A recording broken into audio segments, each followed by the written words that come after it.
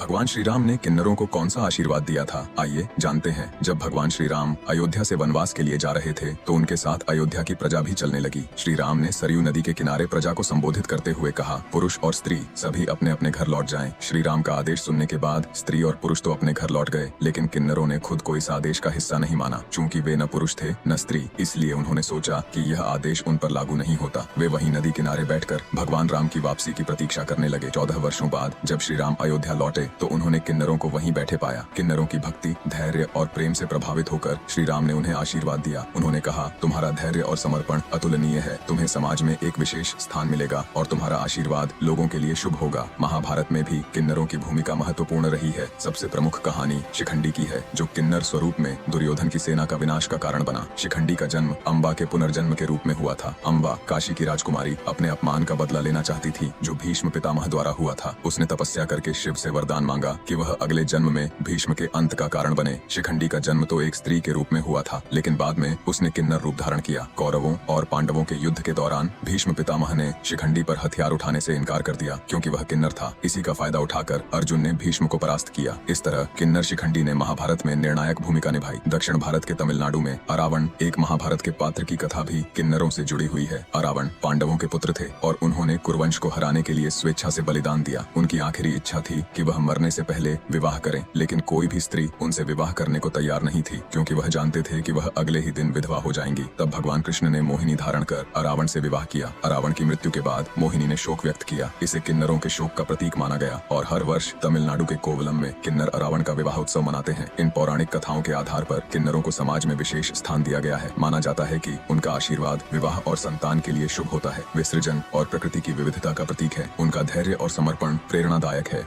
दोस्तों, कमेंट में जय अर्धनारीश्वर जरूर लिखें। धन्यवाद।